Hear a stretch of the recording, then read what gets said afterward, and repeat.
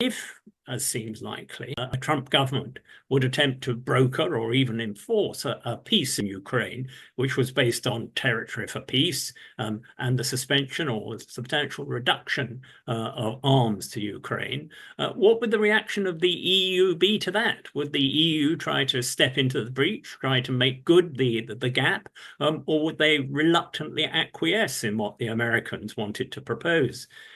And where would the United Kingdom stand in that? Would the United Kingdom be one of those arguing for accepting an American encouraged and imposed peace? These are very, very deep waters indeed, which I don't think that the British government has yet thought about.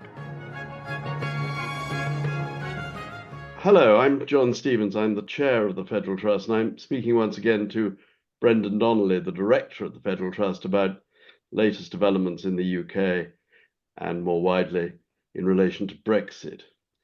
Brendan, last Thursday, the British government hosted a meeting at Blenheim Palace of a new organisation, the European Political Community. What was the significance of this meeting? What did it amount to, and what does it tell us about where the British government is trying to go in its EU policy? Well, the EPC, the European Political Community, is a much broader and more informal gathering than the European Union. So it was really an opportunity for Starmer to make first acquaintance, first pleasant acquaintance with a number of his colleagues in the EU. Mostly what was discussed was general European questions. And I think it will be much easier in that pleasant environment of Blenheim Palace for a newly elected prime minister of a G7 country to make a good impression in the meeting and greeting than to get down to formal negotiations.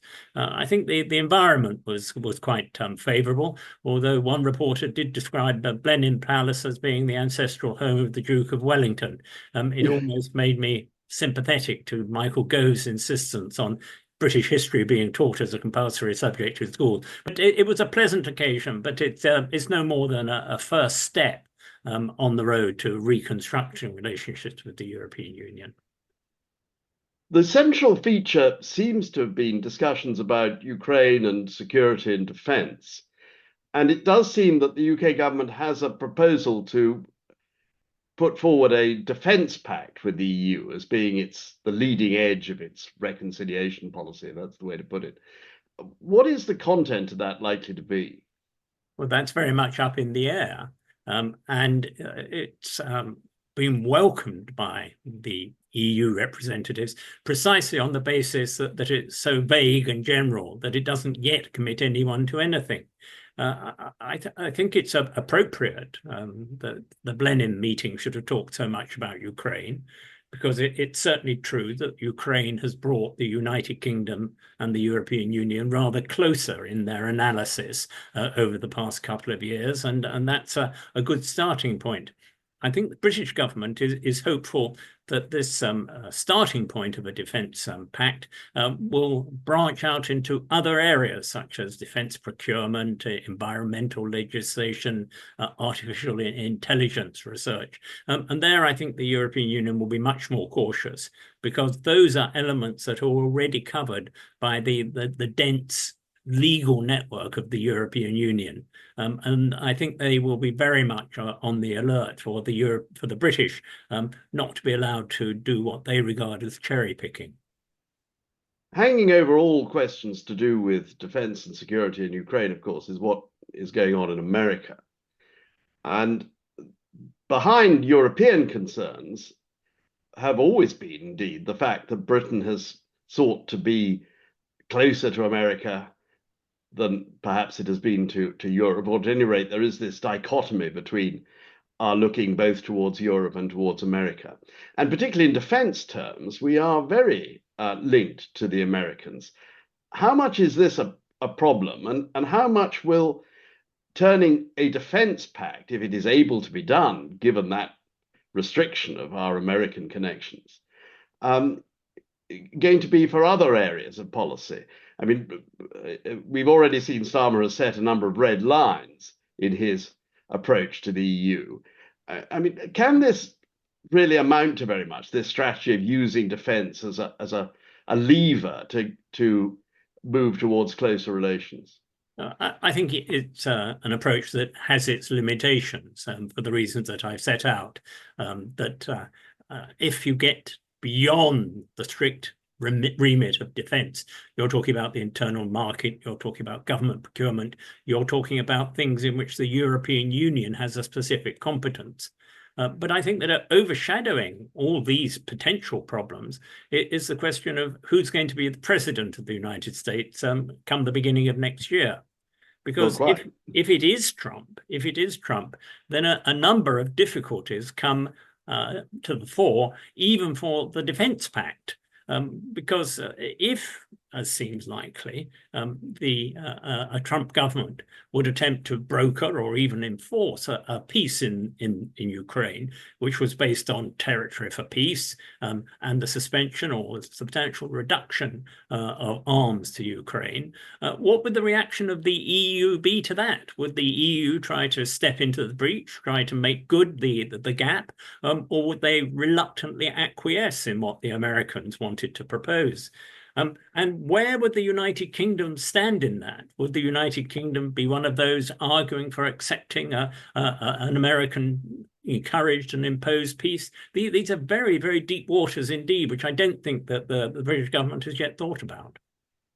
What is your guess, though, on that? I mean, do you think that the Europeans would be able to take an autonomous line towards Ukraine in the absence of American support? Personally, I think they'd like to, but it would be very, very difficult indeed.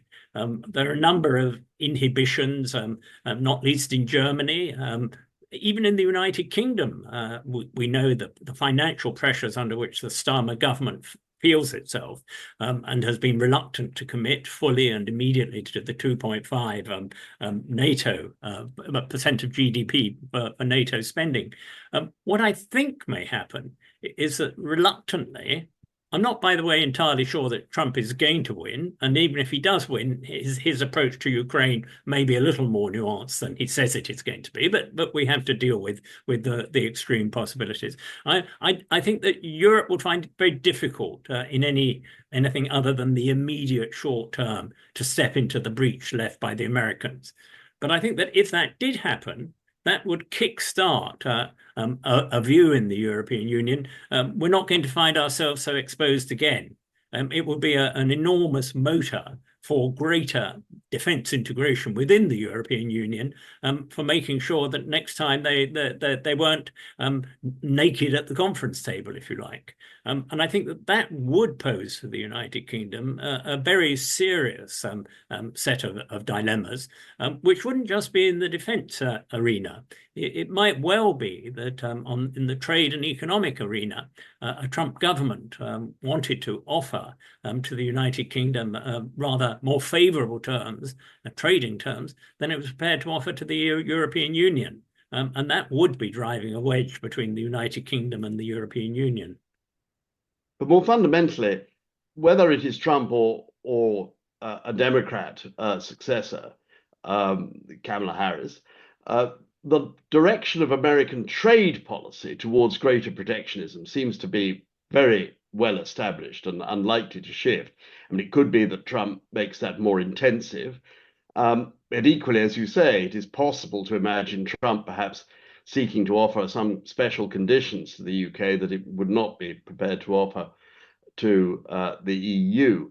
So, I mean, where does this leave the trade issue specifically? Do you think that the European reaction to American protectionism would be likely to make them more generous towards the UK and more flexible in trying to reintegrate the British market into a European framework? Or would it likely exacerbate that problem? I think the EU has a rather transactional view of these things.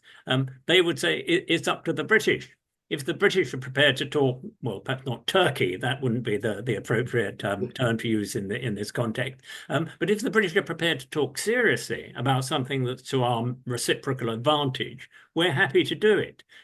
But they can't imagine that they can sit between the two. They either opt for the Americans or they opt for us, and it's up to them to decide which way they do it, and we'll draw the appropriate conclusions.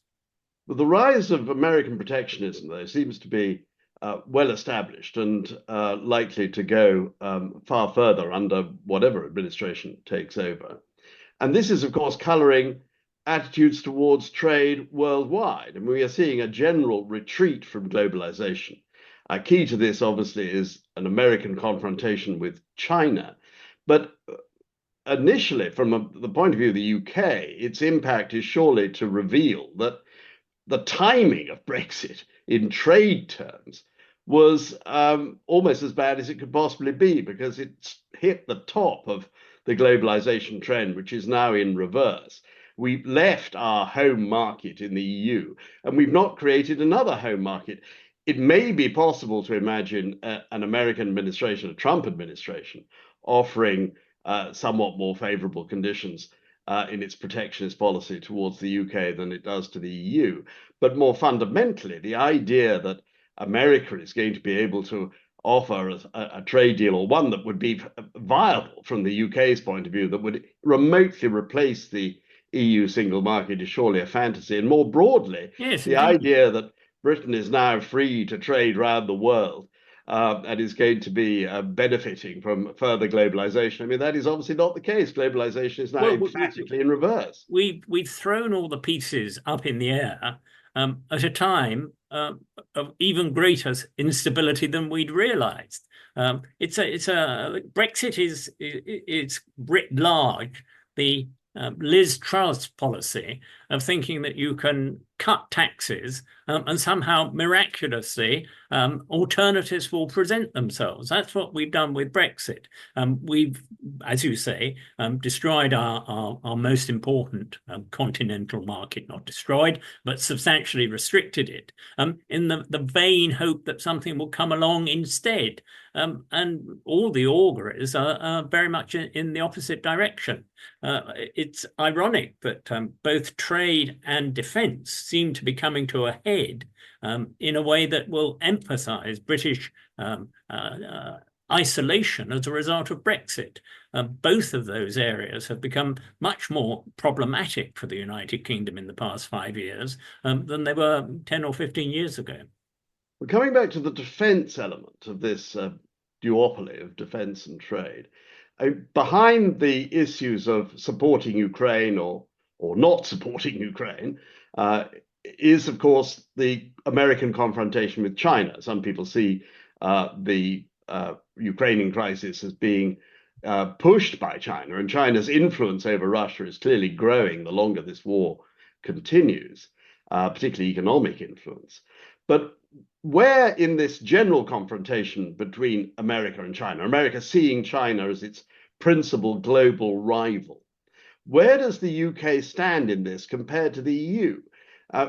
Will Britain basically go with the Americans and reorientate its strategic perceptions towards the Pacific? I mean, we've seen the deal with Australia, for example, over submarines. Or will it be constrained to recognize that its real security interests are in Europe because of Ukraine, but also simply because of geography? But nobody knows that.